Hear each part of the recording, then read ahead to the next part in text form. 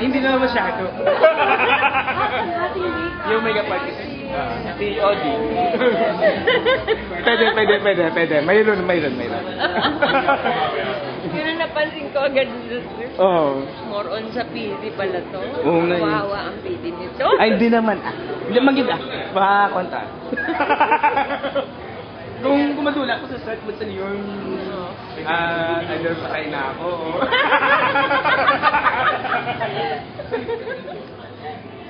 Hindi, mga second day yung shooting, third day. Mga 50-50 ka na. First date lang ata.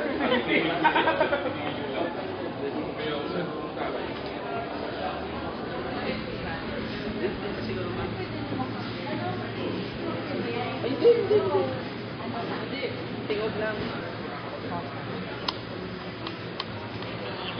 Ma'am, is this your first time to work with Philip Place? First time. So, ano po ba yung ma-expect namin na Rosana Rosa sa film? And wag ako, it's the film itself that's different.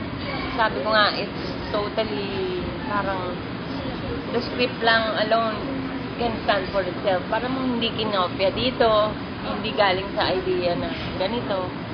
Very unique. It's dark. Ganito. So it's dark like it's dark and but very dark, but there's humor in it. So dark comedy siya matatawag.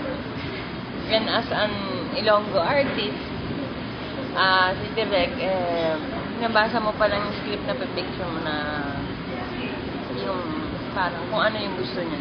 Although parang medyo nasisiraan ako ng bike. Being here 3 days before the shoot, 4 days before the shoot, I have to roam around,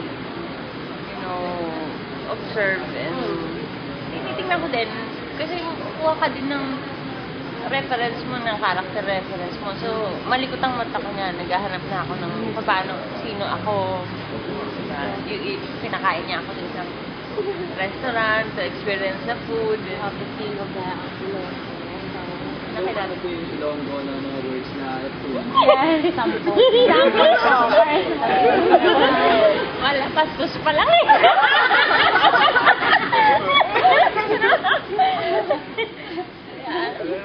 Surprise na.